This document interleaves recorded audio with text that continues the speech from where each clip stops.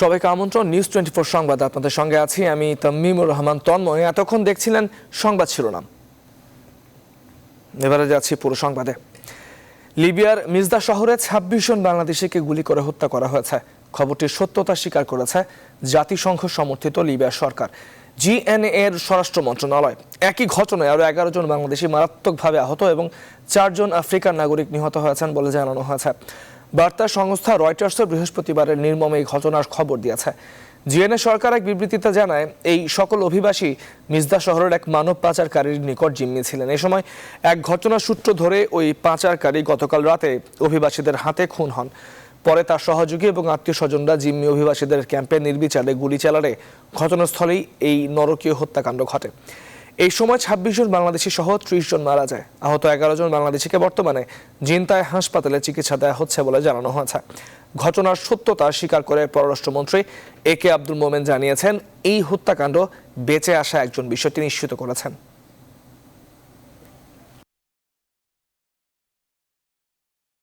আমাদের এমবাসি জানিয়েছে ২৬ জন লোককে মেরে ফেলেছে, 11 জন আহতরা হাসপাতালে আছে। আমাদের মিশনের লোক তাদের দেখতে যাচ্ছে। তারা 100 কিলোমিটার ট্রিপলির থেকে দূরে ঘটনা ঘটেছে। যারা এই বাঙালি 38 জন তাদের ক্যাপ্টাররা অতিরিক্ত টাকা পয়সা ডিমান্ড করতেছিল। তখন শোনা মতে যে আমাদের বাঙালিরা তাদের ক্যাপ্টারদের একজনকে ধরে মেরে ফেলে এবং তার ফলে ক্যাপ্টাররা যে ওপেন ফায়ার, এলোপাতারি ফায়ার শুরু করে এবং তার প্রেক্ষিতে ২৬ জন মারা যায়, 11 জন আহত হয়। আর একজন যিনি আমাদের খবর দিয়েছেন তিনি পালিয়ে একজন মানুষের বাসায় গিয়ে আশ্রয় দিয়েছেন। এবং টানা ৬৬ দিনের ছুটি শেষে অর্থনীতির চাকা সচল করতেই ৩১ মে থেকে দেশ জুড়ে খুলে যাচ্ছে সব অফিস ও ব্যবসার প্রতিষ্ঠান। শিক্ষা প্রতিষ্ঠান আপাতত বন্ধ থাকলেও সীমিত পরিসরে চালু হবে গণপরিবহন। অর্থনীতিবিদরা বলছেন, খুলে দেওয়ার সময়ে স্বাস্থ্যবিধি না মানলে আরও ঝুঁকিতে পড়বে অর্থনীতি।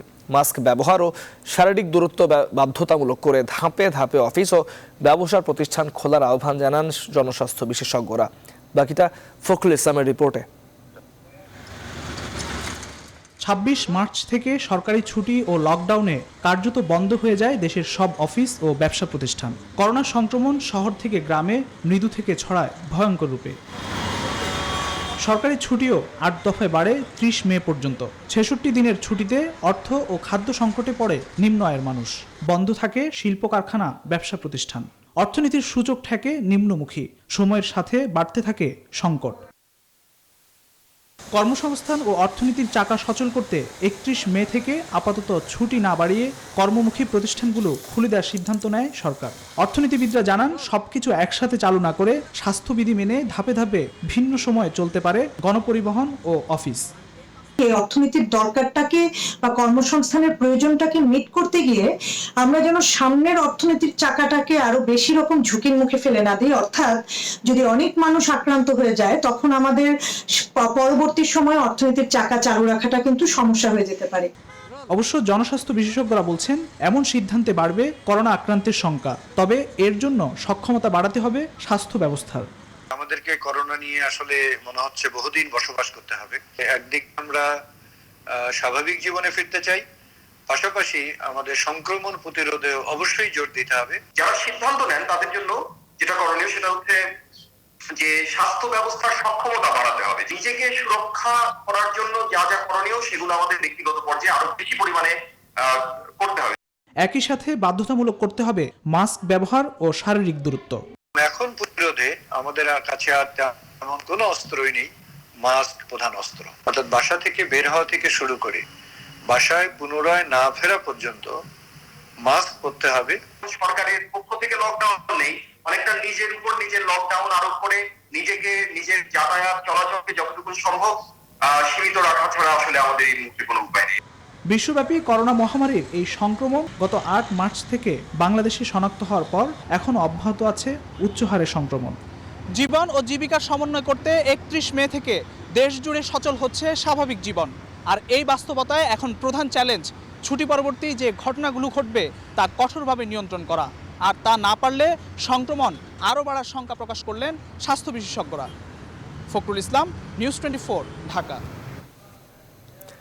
করোনা ভাইরাসের সংক্রমণের রেকর্ডের দিনে ঘোষণা দেওয়া হলো সাধারণ ছুটি প্রত্যাহারের। বৃহস্পতিবার মন্ত্রিপরিষদ বিভাগ থেকে জারি করা প্রজ্ঞাপনে বলা হয়েছে 31 মে থেকে সীমিতভাবে খুলছে সরকারি বেসরকারি অফিস। একই সঙ্গে সীমিত পরিসরে স্বাস্থ্যবিধি মেনে গণপরিবহন, বাস, লঞ্চ ও ট্রেন চালু হবে ওই দিন থেকেই। 50 ভাগ যাত্রী বহন করবে রেল। তবে আপাতত বন্ধই থাকছে শিক্ষা প্রতিষ্ঠান। তৌফিক মাহমুদ মুন্নার প্রতিবেদনে বিস্তারিত। করোনা ভাইরাসের সংক্রমণ ঠেকাতে বাংলাদেশে 26 মার্চ থেকে শুরু হয় সাধারণ ছুটি। পরবর্তীতে 6 দফা বাড়িয়ে এই ছুটি শেষ হচ্ছে 30 মে। এরই মধ্যে দিন দিন রেকর্ড সংখ্যকভাবে বেড়েই চলেছে করোনার আক্রান্ত রোগী এবং মৃত্যুর সংখ্যাও। এমন পরিস্থিতিতে করোনা ভাইরাসের কারণে টানা সাধারণ ছুটি শেষে 15 জুন পর্যন্ত চলাচল সীমিত করে প্রজ্ঞাপন জারি করেছে সরকার। তবে সীমিত আকারে চলাচলের অনুমতি থাকছে সড়ক, রেল ও নৌপথে। সড়কে পরিবহন চলাচল নিয়ে আগামীকাল পরিবহন মালিক ও শ্রমিক সংগঠন সমূহকে বিআরটির সাথে মিটিং করে এই সকল বিষয়ে চূড়ান্ত করতে মন্ত্রণালয় নির্দেশনার কথা জানিয়েছেন সড়ক পরিবহন মন্ত্রী ওবায়দুল কাদের। আমি দেশবাসীকে, বিশেষ করে সরকারি বেসরকারি খাত সহ সকলকে শর্তাবলী কঠোরভাবে প্রতিপালনের অনুরোধ জানাচ্ছি নিজেদের স্বার্থে। আমি পরিবহন মালিক ও শ্রমিক সংগঠনগুলোকে বিআরটিএ সহ বসে আলাপ আলোচনা করে একটি পরিকল্পনা গ্রহণের অনুরোধ করছি। একইভাবে সরকারের নির্দেশনা অনুযায়ী স্বাস্থ্যবিধি মেনেই নৌ চলাচলের কথা বললেন নৌ পরিবহন মন্ত্রী খালিদ মাহমুদ চৌধুরী। অন্যদিকে 50 ভাগ টিকিট বিক্রির মাধ্যমে সীমিত আকারে রেল চলাচলের কথা বললেন রেলমন্ত্রী। মালিক শ্রমিকের সঙ্গে আমাদের বিআইডব্লিউটি এর পক্ষ থেকে কথাবার্তা বলা হবে এবং সেখানে কিভাবে আমাদের এই স্বাস্থ্যবিধিরা মানা যায়। যেখানে হয়তো 500 জন যাত্রী আছে, সেখানে আমরা 200 জন পরিবহন করব। সেক্ষেত্রে যে পরিবহন খরচটা উঠে আসবে কিনা সেটাও একটা বিষয়। আমরা তো ওই যে সীমিত আকারে গণপরিবহন চালানোর জন্য তো সরকার সিদ্ধান্ত দিয়েছে, মাননীয় প্রধানমন্ত্রী সেই নির্দেশনা। তো আমরা ট্রেনও আমরা সীমিত আকারে, যেখানে যেমন পঞ্চগড় 3টা ট্রেন চলে, আমরা একটা ট্রেন চালাবো। টিকিট আমরা সেখানে 50% টিকিট আমরা সেল করবো। অন্যান্য স্বাস্থ্যবিধি যেগুলো সেগুলো সবগুলো অবজার্ভ করা হবে। প্লেন চলাচলেও বিধিনিষেধ তুলে নেওয়া হয়েছে। নিষেধাজ্ঞা চলাকালে কেউ কর্মস্থল ত্যাগ করতে পারবে না বলে প্রজ্ঞাপনে নির্দেশনাও দেওয়া হয়েছে। তৌফিক মাহমুদ মুন্না, নিউজ 24, ঢাকা।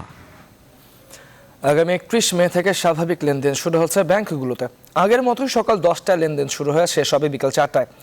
বৃহস্পতিবার এই বিষয়ে নির্দেশনা দিয়েছে বাংলাদেশ ব্যাংক। নির্দেশনা অনুযায়ী 31 মে থেকে ব্যাংকগুলোতে স্বাভাবিক লেনদেন করতে হবে, তবে অফিসে সামাজিক দূরত্ব বজায় রাখতে হবে, পুরোপুরি মানতে হবে করোনা স্বাস্থ্যবিধি। তবে ঝুঁকিপূর্ণ ব্যক্তি, অসুস্থ কর্মকর্তা, কর্মচারী ও সন্তান সম্ভাবা নারীদের কর্মস্থলে না আনতে বলা হয়েছে।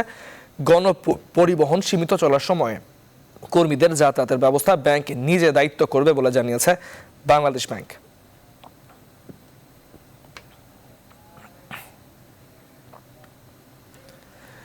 এদিকে সারা দেশে আদালত খোলার বিষয়ে শনিবার ফুল কোর্ট সভায় ডেকেছেন প্রধান বিচারপতি সৈয়দ মাহমুদ হোসেন। আগামী 30 মে সরকারের সাধারণ ছুটি শেষে হওয়ায় সরকারের প্রতিষ্ঠানের সাথে সুপ্রিম কোর্ট সহ দেশের আদালতগুলো খোলা থাকবে কিনা সেই বিষয়ে সিদ্ধান্ত নিতে এই বৈঠকে ডেকেছেন প্রধান বিচারপতি। সুপ্রিম কোর্ট প্রশাসন জানিয়েছেন এই সভায় প্রধান বিচারপতি সহ আপিল বিভাগ ও নিয়মিত বেঞ্চের অন্যান্য বিচারপতিরা উপস্থিত থাকবেন। করোনা ভাইরাসের কারণে অঘোষিত লকডাউনের সাথে বন্ধ ঘোষণা করা হয় দেশের সব আদালত। তবে পরবর্তীতে রাষ্ট্রপতি ঘোষিত প্রজ্ঞাপন জারির মাধ্যমে সারা দেশের সুপ্রিম কোর্ট আদালতগুলোতে ভার্চুয়াল কোর্টের মাধ্যমে মামলার কার্যক্রম শুরু হয়।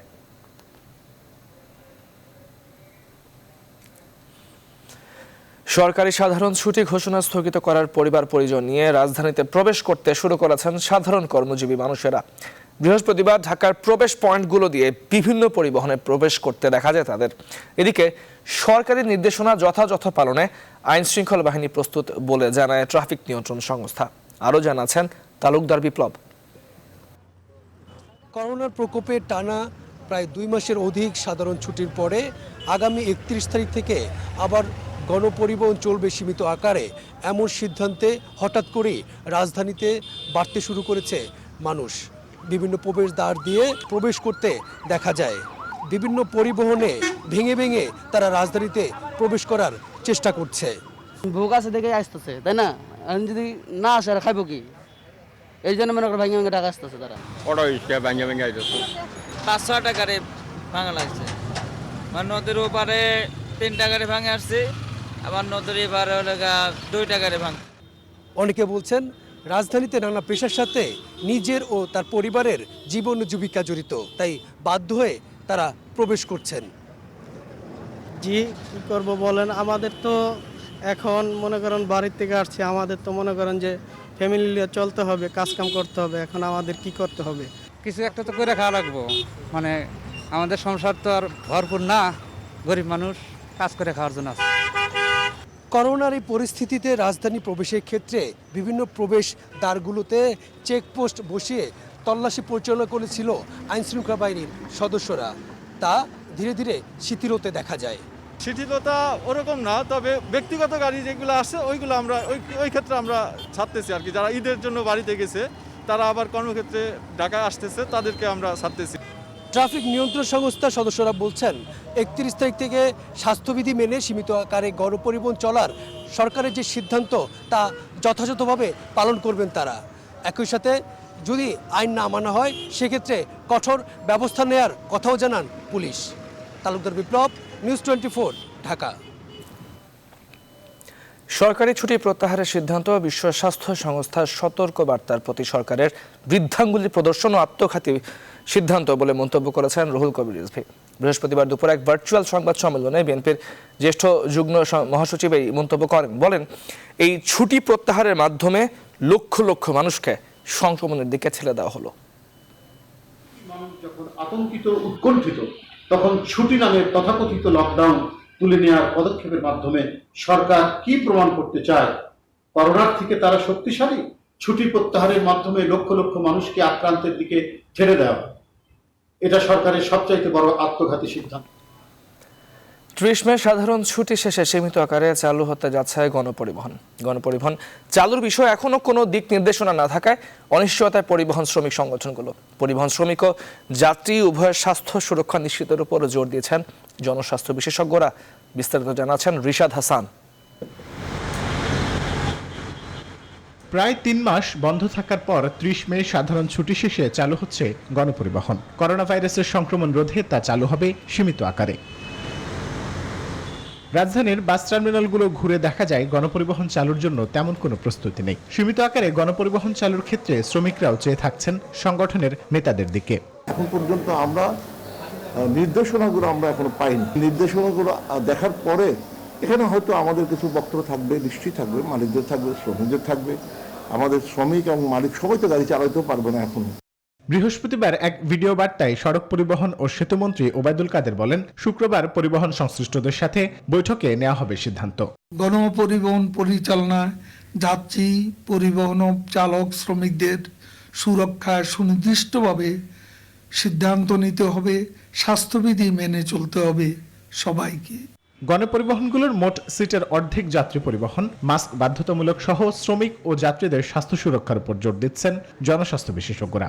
প্রত্যেককে মাস্ক ব্যবহার করতে হবে, কারণ গণপরিবহনে সাধারণত হাঁচি কাশি থুতু ফেলার অভ্যাস মানুষদের থাকে। যতটুকু সিট থাকে প্রয়োজনের থেকে তার অর্ধেক সিটে হচ্ছে আমাকে যাত্রী বসাতে হবে। এটা ছাড়া কোনোভাবে সামাজিক দূরত্ব নিশ্চিত করা যাবে না।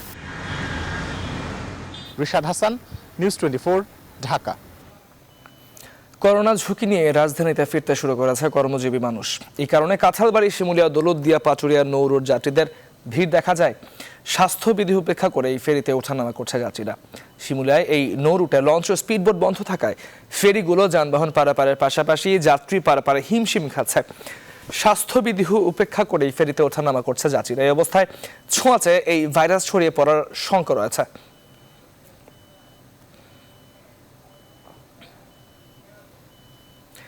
দেশে একদিনের রেকর্ড 2029 জনের করোনা শনাক্ত হয়েছে। এ নিয়ে মোট আক্রান্তের সংখ্যা 40,000 ছাড়িয়েছে। গত 24 ঘন্টায় নতুন করে আরও 15 জনের প্রাণহানি হওয়ায় মোট মৃতের সংখ্যা দাঁড়িয়েছে 559 জনে। আজ দুপুরে স্বাস্থ্য অধিদপ্তর নিয়মিত ব্রিফিংয়ে সব তথ্য জানানো হয়। তারা আরও জানায়, গত 24 ঘন্টায় 9,310টি নমুনা পরীক্ষা হয়েছে।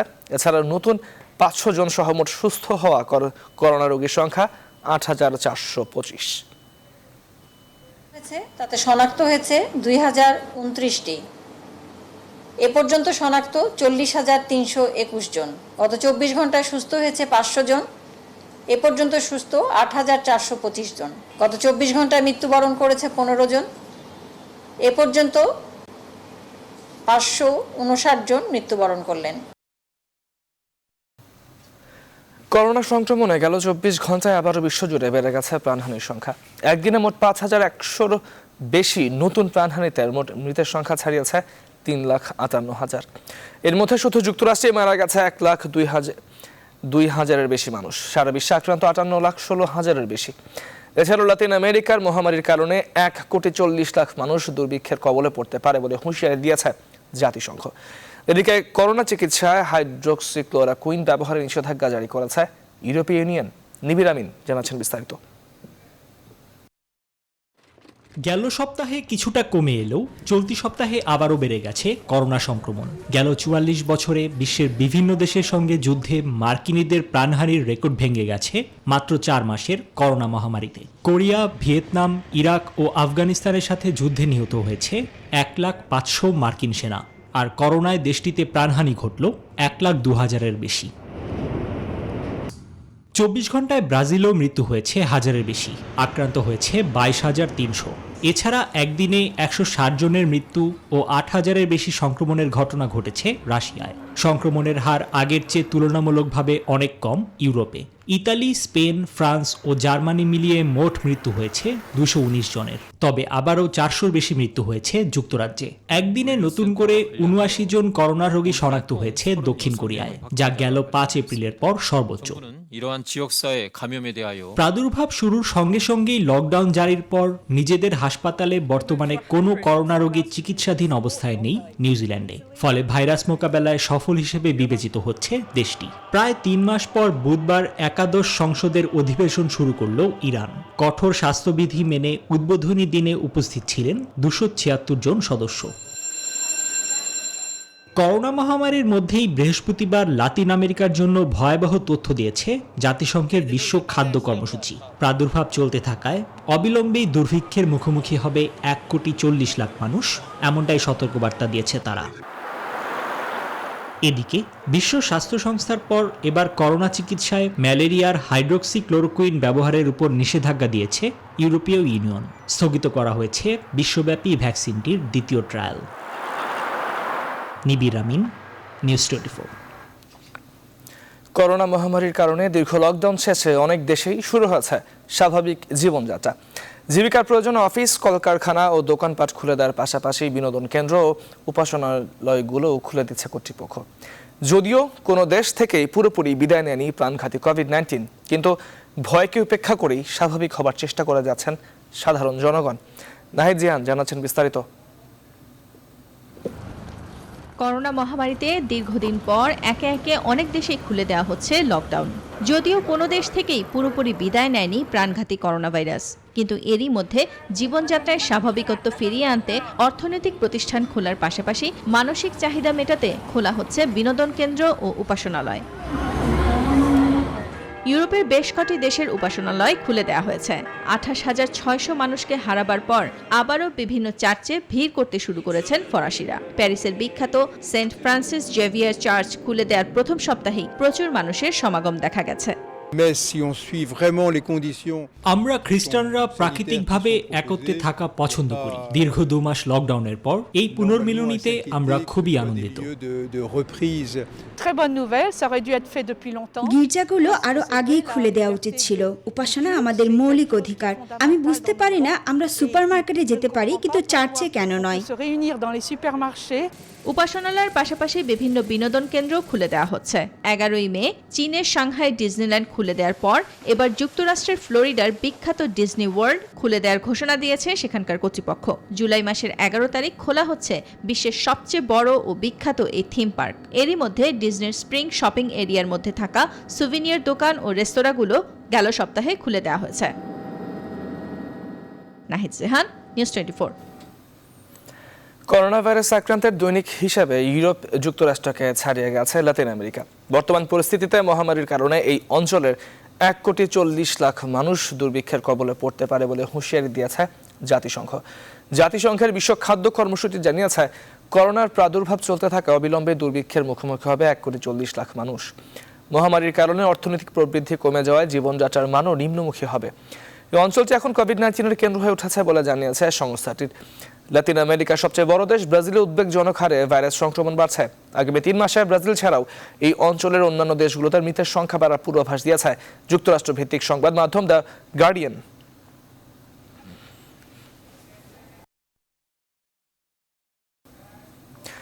সুন্দরবন ঘুরতে গিয়ে হারিয়ে যাওয়া 6 কিশোরকে 18 ঘন্টা পর উদ্ধার করা হয়েছে। বৃহস্পতিবার সকালে সুন্দরবনের মধ্যে গাছে থাকা ওই কিশোরদের উদ্ধার করেন নৌ পুলিশের সদস্যরা। পরে কিশোরদের পরিবারের কাছে ফিরিয়ে দেওয়া হয়।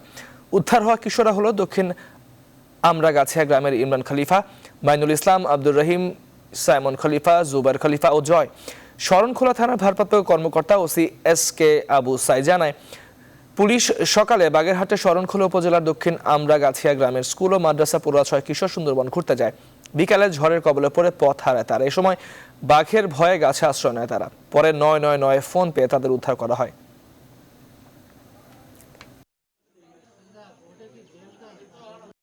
পথ হারিয়ে ফেলি, তারপর আমরা ঝড়ের কবলে পড়ি এবং কোনো সাহায্য কোনো পথ না খুঁজে পেয়ে আমরা 999 কল দিই। তারপর আমাদের শরণখোলা থানা পুলিশ। দেশের সকল সরকারি বেসরকারি হাসপাতালে করোনা রোগীদের চিকিৎসা দেওয়ার নির্দেশ দিয়েছেন স্বাস্থ্য মন্ত্রণালয়। সাধারণ রোগীর পাশাপাশি করোনা রোগীরাও সেবা পাবেন। তবে বেসরকারি মেডিকেল কলেজ হাসপাতাল এবং বেসরকারি ক্লিনিক মালিক কর্তৃপক্ষ বলছে এমন নির্দেশনা ঢালাওভাবে দেওয়া হয়েছে। বিস্তারিত হাসান পারভেজের প্রতিবেদনে। দেশে করোনা সংক্রমণ শনাক্তের পর থেকে বেসরকারি হাসপাতাল ও ক্লিনিকে সাধারণ রোগীরা চিকিৎসা সেবা থেকে বঞ্চিত হচ্ছেন এমন অনেক অভিযোগ পাওয়া যায়। আবার করোনা নেগেটিভ রিপোর্ট ছাড়া হাসপাতালে রোগী ভর্তি করাচ্ছেন না এমনও অভিযোগ পাওয়া যায়। সম্প্রতি স্বাস্থ্য মন্ত্রণালয় একটি নির্দেশনা জারি করেছে।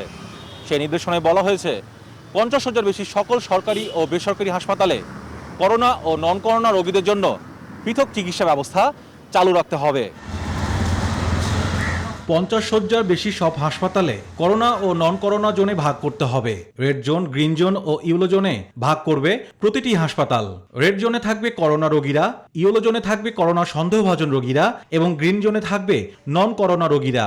পেশেন্ট যেহেতু বাড়ছে কোভিড, কাজেই শুধু ডেজিগনেটেড হাসপাতালগুলোই যথেষ্ট নাও হতে পারে। তারপর ঈদের বন্ধ সেরে যখন মানুষ আরো ঢাকায় আসবে তখন হয়তো আরেকটা আশঙ্কা করছি যে আরেকটা যদি ছড়ায়, তাহলে সেই ক্ষেত্রে এই সবগুলো পেশেন্টকে তো শুধু ডেজিগনেটেড হাসপাতাল যথেষ্ট হবে না।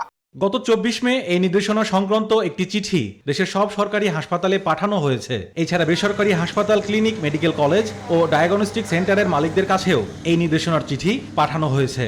আসলে যখন রেজিস্ট্রেশন দেওয়া হয় তখনই কিছু শর্ত থাকে যে কি করা যাবে কি করা যাবে না।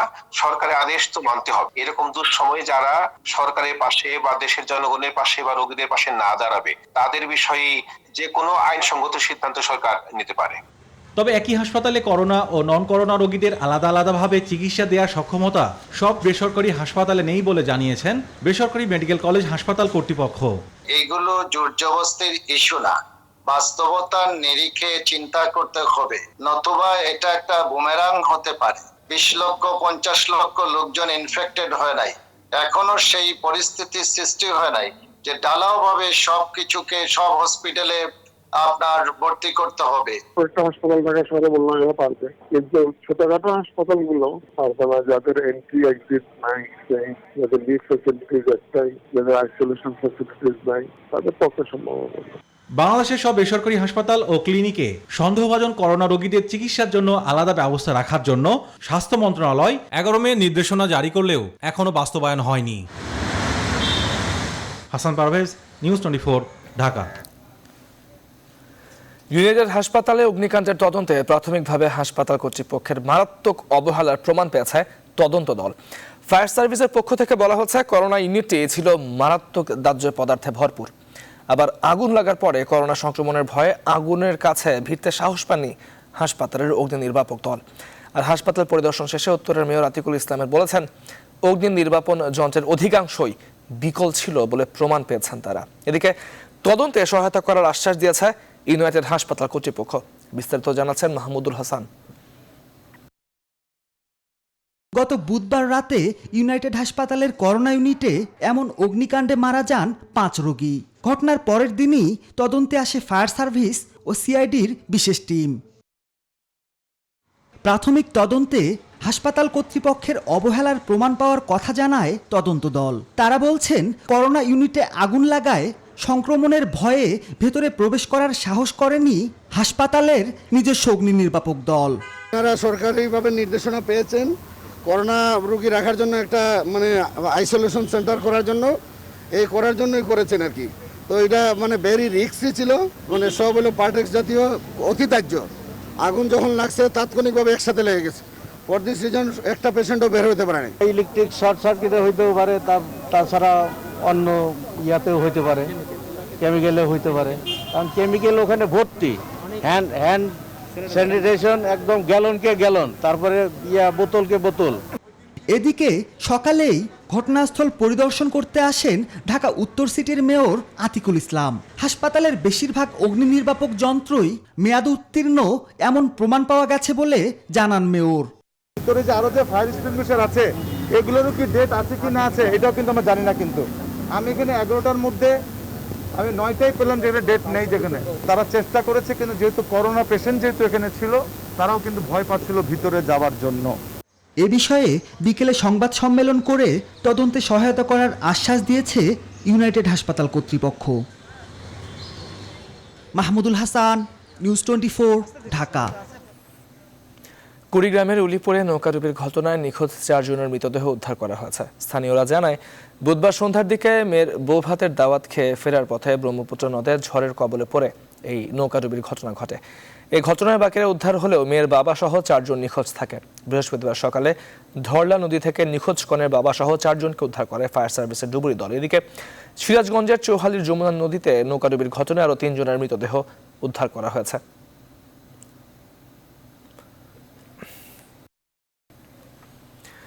পদ্মায় 4.25 কিলোমিটারের বেশি স্টিলের অবকাঠামো বসলেও এখনও প্রধান চ্যালেঞ্জ দোতলা এই সেতুতে সড়ক ও রেলওয়ে স্ল্যাব বসানো। সেই চ্যালেঞ্জকে কিছুটা কঠিন করে কাজের গতি অর্ধেকে নামিয়েছে করোনা মহামারী।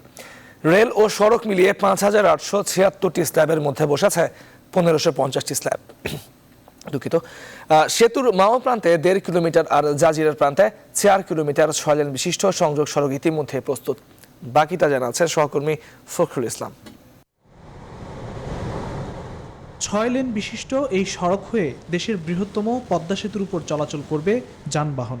মাওয়া ও জাজিরা প্রান্তের দুপাশে এমন দৃষ্টিনন্দন 13.5 কিলোমিটার সংযোগ সড়ক এরই মধ্যে প্রস্তুত, যা ভ্রমণকে করবে আরও আনন্দদায়ক। নদীতে 4 কিলোমিটারের বেশি অবকাঠামো মিলিয়ে সেতুর কাজ 79% শেষ। এখন প্রধান চ্যালেঞ্জ দ্বিতল বিশিষ্ট এই স্প্যানে সড়ক ও রেলপথ নির্মাণ। 2959টি রেলওয়ে স্ল্যাবের মধ্যে বসেছে 1000 স্ল্যাব, আর 2917টি রোডওয়ে স্ল্যাবের বসেছে মাত্র 550টি। প্রায় 3000 করে স্ল্যাব বসার কথা। রোডওয়েতে প্রায় 550 স্ল্যাব বসেছে, রেলওয়েতে প্রায় 1000-এর উপরে স্ল্যাব বসেছে। স্ল্যাবটা আমাদের ক্রিটিক্যাল, রোডওয়ে স্ল্যাব।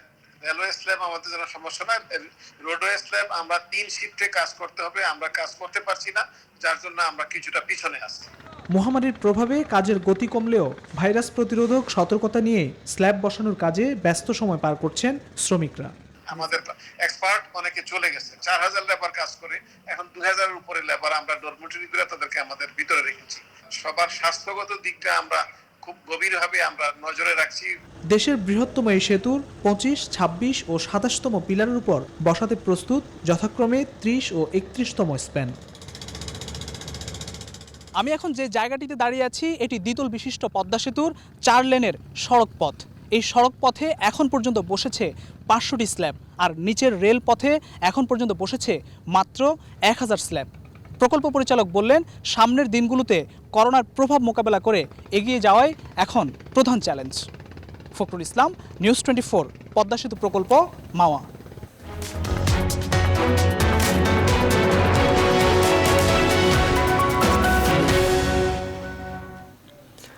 করোনাকালীন এই সময়ে দেশে বাড়ছে গরিব মানুষের সংখ্যা, ফলে আসছে বাজেটে বিশেষ গুরুত্ব পাচ্ছে সামাজিক সুরক্ষা খাত। আগামী অর্থ বছরে নতুন করে 16 লাখ লোক যুক্ত হচ্ছে সোশ্যাল সেফটি নেট এর আওতায়, আর বরাদ্দ বাড়ছে 1000 কোটি টাকার কিছু বেশি। অর্থনীতি বিশ্লেষকরা বলছেন, মহামারীর এই সময়ে এই বরাদ্দ পর্যাপ্ত নয়। এছাড়া কমাতে হবে এই খাতের দুর্নীতি ও অপচয়। বিস্তারিত জানাচ্ছেন বাবু Kamruzzaman. humankind faces many challenges. টেকসই উন্নয়ন লক্ষ্যমাত্রা বা এসডিজির লক্ষ্য অনুযায়ী দেশ থেকে দারিদ্র্য নির্মূল করতে হলে গরিব মানুষের জন্য সামাজিক সুরক্ষা নিশ্চিত করতে হবে। যদিও বাংলাদেশ এখনও এই খাতে খরচের দিক থেকে এশিয়ার দেশগুলোতে তলানিতে। জিডিপির মাত্র 1.2% অর্থ সামাজিক সুরক্ষায় খরচ করে বাংলাদেশ। করোনাকালীন এই দুর্যোগে সামাজিক নিরাপত্তায় আসছে বাজেটে প্রায় 93 লাখ লোককে সামাজিক সুরক্ষার আওতায় আনা হচ্ছে, যেখানে বয়স্ক ভাতা, বিধবা ও প্রতিবন্ধী সব মিলে বরাদ্দ দেয়া হচ্ছে 6,096 কোটি টাকা।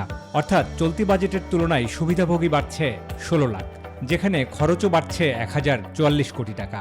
মহাদুর্যোগের এই সময়ে নতুন করে দরিদ্র হওয়া বিপুল সংখ্যক মানুষকে সামাজিক সুরক্ষার আওতায় আনতে এই বরাদ্দ যথেষ্ট নয় বলে মনে করছেন বিশ্লেষকরা। কারণ যে ধরনের একটা সংকটকাল চলছে এবং বিভিন্ন গবেষণা এবং বিশেষ করে সানেমের গবেষণা এটা উঠে এসেছে যে আমাদের দারিদ্র সীমার নিচে একটা বিশাল সংখ্যক জনগোষ্ঠী কিন্তু এই ক্রাইসিসের কারণে পড়তে যাচ্ছে। দারিদ্র নিপতিত হলেও এটা মোকাবেলার জন্য আমাদের বাজেট এবং তাৎক্ষণিক এই যে ব্যবস্থা এখন নেওয়া হচ্ছে সব মিলিয়ে এখনো আমাদের পুরো আয়ত্তে রয়েছে।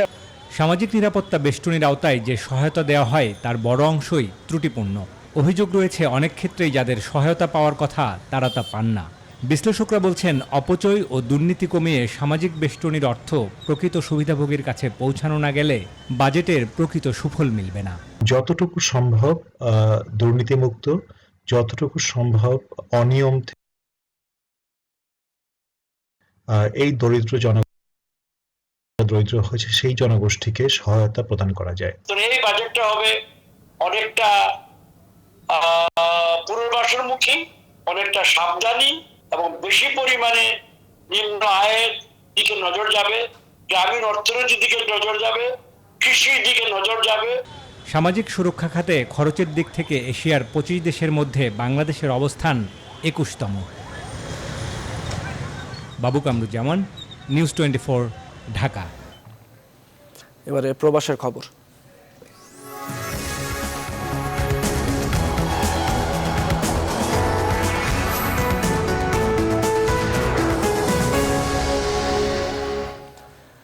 মালয়েশিয়ার করোনা পরিস্থিতির খবর জানিয়েছেন আমাদের সহকর্মী মালয়েশিয়া থেকে শাহাদাত হোসেন। ধন্যবাদ। বৈশ্বিক মহামারী করোনা ভাইরাসের গত 2 মাসের মধ্যে সর্বনিম্ন আক্রান্ত সংখ্যা আজ। মালয়েশিয়ার স্বাস্থ্য মন্ত্রণালয়ের তথ্য অনুযায়ী গত 24 ঘন্টা নতুন করে আক্রান্ত হয়েছে 10 জন। এ নিয়ে সর্বমোট আক্রান্ত হয়েছে 7,629 জন। গত 24 ঘন্টায় নতুন করে 86 জন সুস্থ হয়েছে। এ নিয়ে সর্বমোট সুস্থ হয়েছে 6,169 জন। করোনা ভাইরাসে গত 24 ঘন্টায় মালয়েশিয়ায় কোনো রোগী মৃত্যুবরণ করেনি, অর্থাৎ মৃত্যুর সংখ্যা 115-তে রয়েছে। বাংলাদেশে ছুটিতে থাকা প্রবাসী বাংলাদেশিরা আপাতত ফিরতে পারছে না মালয়েশিয়াতে। ঢাকা মালয়েশিয়া হাইকমিশনের ফেসবুক পেজে এমন একটি ঘোষণা দেওয়া হয়েছে। চলমান শর্ত সাপেক্ষে মুভমেন্ট কন্ট্রোল অর্ডার CMCO এর পরিপ্রেক্ষিতে মালয়েশিয়াতে সকল দেশের নাগরিকদের ভ্রমণে নিষেধাজ্ঞা দেওয়া হয়েছে। এটি পরবর্তী ঘোষণা না দেওয়া পর্যন্ত চলবে। পরবর্তী ঘোষণা দেওয়া পর্যন্ত অপেক্ষা থাকতে হবে দেশে ছুটিতে থাকা প্রবাসীদের। এবার মালয়েশিয়া থেকে যেতে চাই অস্ট্রেলিয়াতে। সেখানে অস্ট্রেলিয়ার পরিস্থিতির সর্বশেষ খবর জানাচ্ছেন আমাদের সহকর্মী মাসুম বিল্লাহ। লকডাউন তুলে নেওয়ার রোডম্যাপ ঘোষণা অনুযায়ী দ্বিতীয় ধাপ অতিক্রম করছে অস্ট্রেলিয়া। প্রথম ধাপকে খুব ভালোভাবে এগিয়ে যাওয়ার পরে দ্বিতীয় ধাপ অলমোস্ট শেষের দিকে। আগামী 1 জুন থেকে শুরু হবে তৃতীয় ধাপ এবং 1 জুন থেকে অনেকটাই প্রায় 80% অস্ট্রেলিয়ার বিভিন্ন যে লকডাউন আছে, যে রেস্ট্রিকশন গুলো আছে সেগুলো তুলে নেওয়া হবে। এখন যেখানে লোকজন 10 জনের বেশি এক জায়গায় হওয়ার সুযোগ নেই, সেখানে কিন্তু অস্ট্রেলিয়া সরকারের পক্ষ থেকে 1 জুন থেকে কিন্তু সেখানে 50 জনের অনুমতি দেওয়া হবে একত্রিত হওয়ার। খুলে যাবে মসজিদ থেকে শুরু করে সকল প্রার্থনালয়গুলো।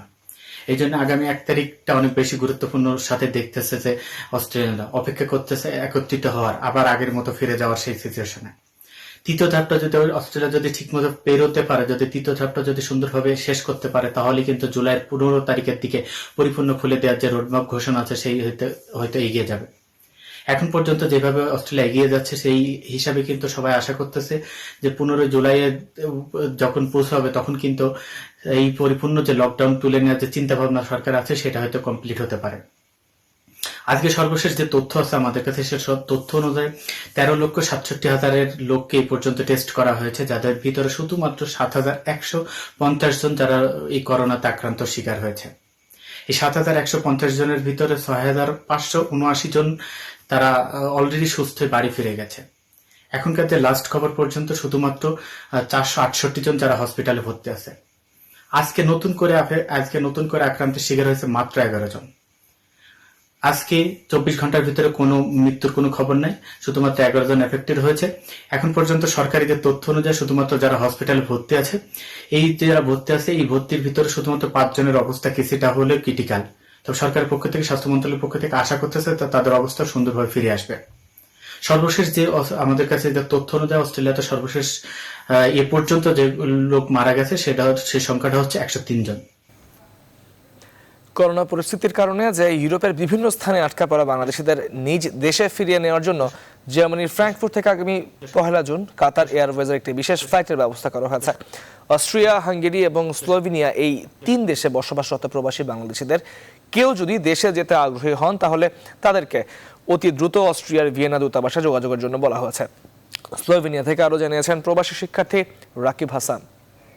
আগামী 1 জুন বাংলাদেশের বিভিন্ন স্থানে আটকে পড়া জার্মান নাগরিকদেরকে ফিরিয়ে আনার জন্য কাতার এয়ারওয়েজের একটি ফ্লাইট রাজধানী ঢাকা থেকে ফ্রাঙ্কফুর্টের উদ্দেশ্যে যাতায়াত করবে। আমরা অনেকেই ধারণা করেছিলাম ফিরতি ফ্লাইটে হয়তো বা ইউরোপের বিভিন্ন স্থানে আটকে পড়া বাংলাদেশিরা ফ্রাঙ্কফুর্ট থেকে ঢাকায় ফিরে যাওয়ার সুযোগ পাবেন। তবে এই মুহূর্তে আমরা যেটা জানতে পেরেছি, অস্ট্রিয়ার রাজধানী ভিয়েনাতে অবস্থিত বাংলাদেশ এম্বাসির deputy chief of mission Rahat Bin জামানের কাছ থেকে এখন পর্যন্ত ইউরোপের বিভিন্ন স্থানে আটকে পড়া বাংলাদেশিদেরকে ফিরিয়ে নেওয়ার ব্যাপারে কোনো সিদ্ধান্ত নেওয়া হয়নি। তবে যে সকল বাংলাদেশিরা এই মুহূর্তে বাংলাদেশে ফিরে যেতে চান তারা যদি কোনোভাবে দোহাতে পৌঁছাতে পারেন তাহলে দোহা থেকে তাদেরকে বাংলাদেশে ফিরিয়ে নেওয়ার জন্য একটি ফ্লাইটের ব্যবস্থা করা হয়েছে বলে।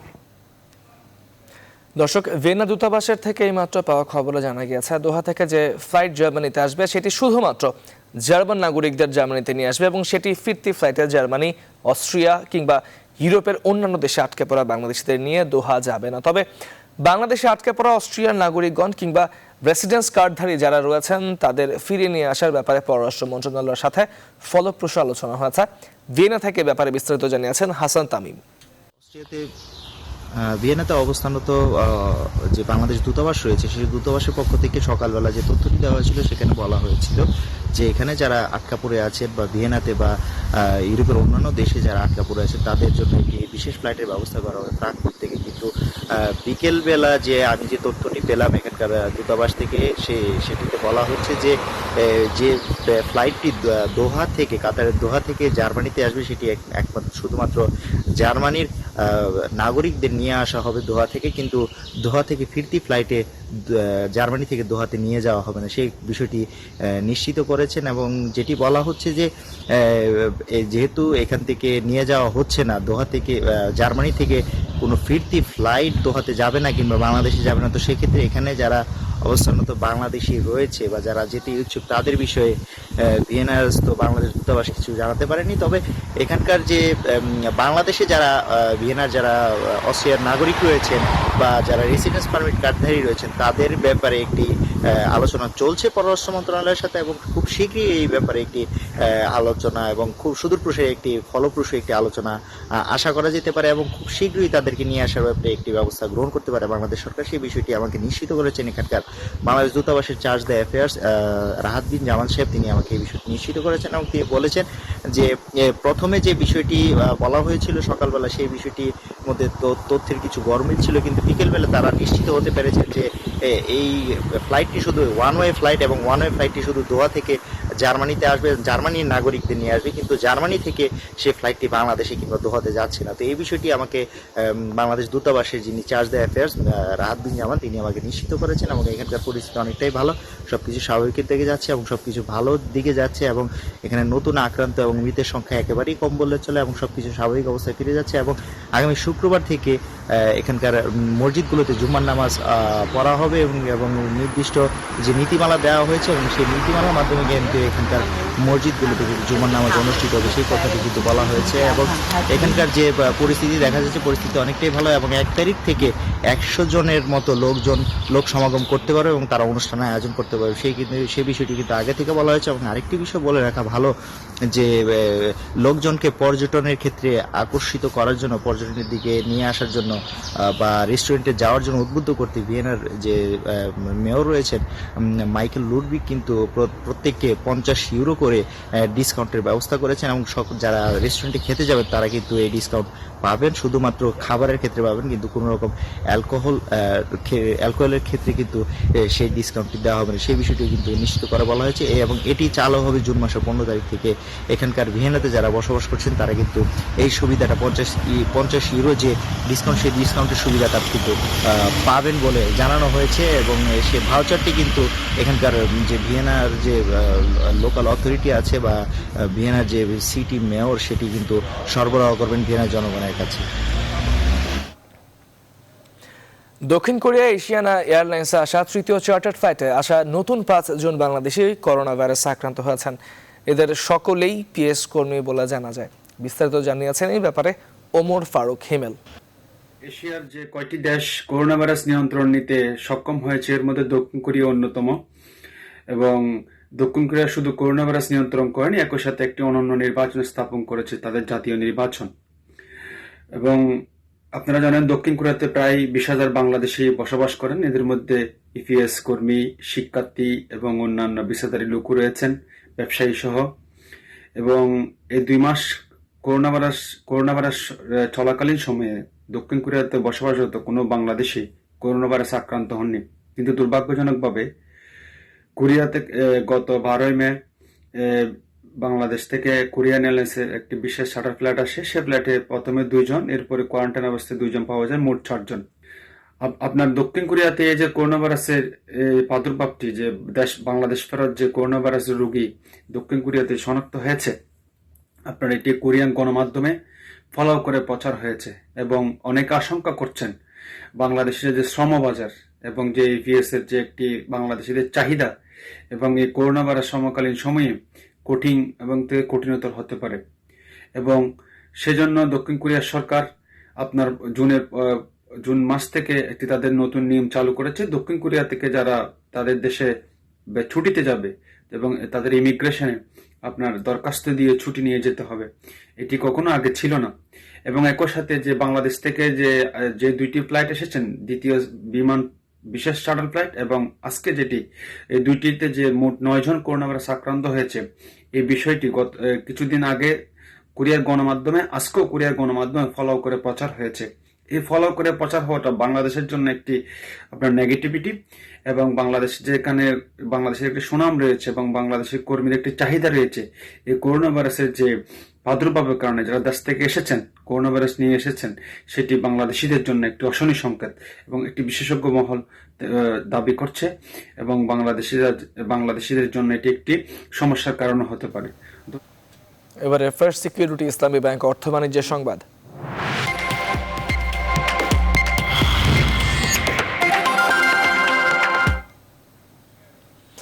যুক্তরাষ্ট্রে 12,000-এর বেশি কর্মী ছাঁটাই করেছে দেশটির সবচেয়ে বড় উড়োজাহাজ নির্মাতা কোম্পানি বোয়িং। আগামী কয়েক মাসে তারা আরও কয়েক হাজার কর্মীকে অব্যাহতি দেওয়ার পরিকল্পনা করছে বলে জানিয়েছে রয়টার্স। বর্তমানে বিশ্বব্যাপী বোয়িংয়ের কর্মী সংখ্যা 1,60,000। গেল এপ্রিলে 10% কর্মী ছাঁটাইয়ের তথ্য দিয়েছিল তারা। তারই ধারাবাহিকতায় বুধবার বোয়িং জানালো 5,520 জন কর্মীর স্বেচ্ছা অব্যাহতি অনুমোদন দেওয়া হয়েছে তাদের পক্ষ থেকে। সেই সাথে 6,700 জন কর্মীকে অব্যাহতির নোটিশ পাঠানো হয়েছে। এবারে নিউজ 24 স্পোর্টস।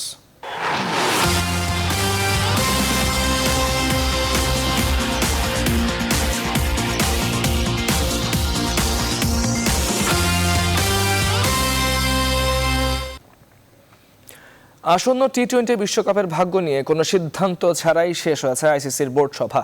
বিভিন্ন দেশের ক্রিকেট বোর্ডের উপস্থিতিতে টেলিকনফারেন্স অনুষ্ঠিত হয় এই বৈঠক। তবে কোনো সিদ্ধান্তে আসতে না পারায় 10 জুন পর্যন্ত মুলতবি করা হয়েছে সভা। আইসিসির চেয়ারম্যান শশাঙ্ক মনোহরের উপস্থিতিতে বিভিন্ন ইস্যু নিয়ে কথা বলে সদস্য দেশগুলো। তবে গোপনীয়তা অবলম্বন করে আলোচ্য সূচি নিয়ে কোনো কিছুই গণমাধ্যমে প্রকাশ করেনি আইসিসি। একই সাথে করোনা ভাইরাসকালীন অবস্থায় ক্রিকেটের স্বার্থে সকল অংশীদারকে সাথে নিয়ে সম্ভাব্য সকল উপায় খতিয়ে দেখতে আইসিসি ম্যানেজমেন্টকে অনুরোধ জানানো হয় টেলিকনফারেন্সে। প্রায় 3 মাসের ওপর বন্ধ থাকার পর আগামী 17 জুন থেকে পুনরায় শুরু হতে যাচ্ছে ইংলিশ প্রিমিয়ার লিগ। প্রথম দিন মাঠে গড়াবে 2টি ম্যাচ। প্রথমটিতে অ্যাস্টন ভিলার মুখোমুখি হবে শেফিল্ড ইউনাইটেড আর দ্বিতীয়টিতে মাঠে নামবে ম্যানচেস্টার সিটি ও আর্সেনাল। করোনা ভাইরাস মহামারীতে 13ই মার্চ থেকে বন্ধ রাখা হয় ইউরোপের সবচেয়ে বড় এই ঘরোয়া ফুটবল আসর। এ পর্যন্ত ফুটবলার অফিসিয়ালস মিলিয়ে প্রিমিয়ার লিগের করোনা আক্রান্ত হয়েছেন 12 জন। টেস্ট করা হয়েছে প্রায় 3000। তবে গত বুধবার থেকে পুরোদমে অনুশীলন শুরু করেছে ইংলিশ ক্লাবগুলো। স্বাস্থ্য সুরক্ষায় সপ্তাহে 2 বার করে প্রত্যেককেই করাতে হচ্ছে করোনা টেস্ট।